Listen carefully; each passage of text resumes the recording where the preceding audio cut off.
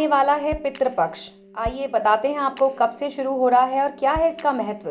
15 दिनों तक पुरखे रहते हैं धरती पर, वंशजों का भोजन और जल ग्रहण कर देते हैं सुख समृद्धि का आशीर्वाद। सनातन हिंदू धर्म ही है जहां दिवंगत पुरखों की पूजा के लिए खास पखवाड़ा होता है। इस खास पखवाड़े को ही पितृपक्ष कहते हैं। मान्यता है कि 15 से 16 दिनों तक पुरखे धरती पर रहते हैं, अपने वंशजों के घर का अन्न और जल ग्रहण करते हैं और प्रसन्न होकर उन्हें वरदान देते हैं। ऐसे में धर्म ग्रंथों में इस पक्ष को महत्वपूर्ण कहा गया है। हर किसी को इस विशेष पखवाड़े में अपने पितरों का पूजन, तर्पण, श्राद्ध जरूर करना चाहिए। तो आइए आपको बताते हैं कब शुरू हो रहा है पितृपक्ष।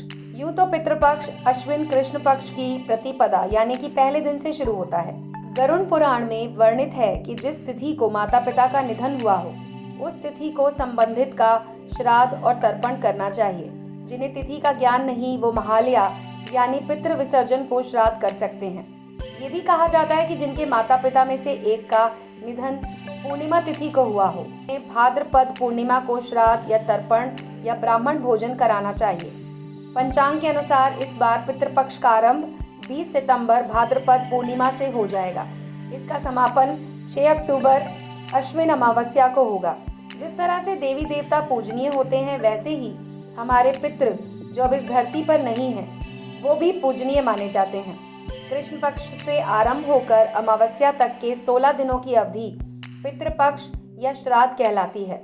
श्राद्ध पक्ष में पितृ धरती पर अपने सगे संबंधियों से मिलने आते हैं और उनसे भोजन और तर्पण प्राप्त करते हैं।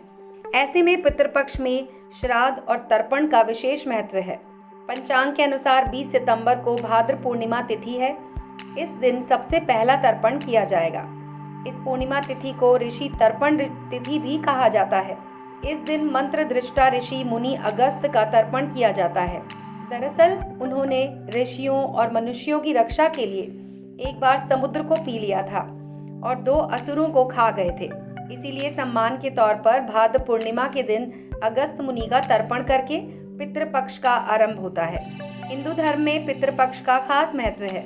मृत्यु के बाद भी हिंदू धर्म में पूर्वजों का समय समय पर स्मरण किया जाता है और श्राद्ध पक्ष उन्हीं के प्रति अपनी कृतज्ञता जाहिर करने और दान करने का पर्व है।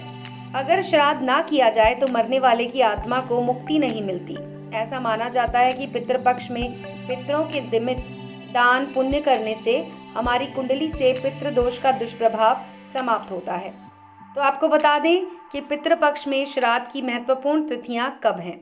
20 सितंबर है पूर्णिमा श्राद्ध, 21 सितंबर है प्रतिपदा श्राद्ध, 22 सितंबर द्वितीया श्राद्ध, 23 सितंबर तृतीया श्राद्ध, 24 सितंबर चतुर्थी, 25 सितंबर पंचमी, 27 सितंबर षष्ठी, 28 सितंबर सप्तमी, 29 को है अष्टमी श्राद्ध, 30 को है नवमी श्राद्ध, 1 अक्टूबर दशमी श्राद्ध, 2 अक्टूबर एकादशी श्राद्ध, 3 अक्टूबर द्वादशी श्राद्ध, 4 अक्टूबर त्रयोदशी श्राद्ध, 5 अक्टूबर चतुर्दशी और 6 अक्टूबर को है अमावस्या का श्राद्ध। इसके अलावा आज आपको बताते हैं श्राद्ध करने की विधि।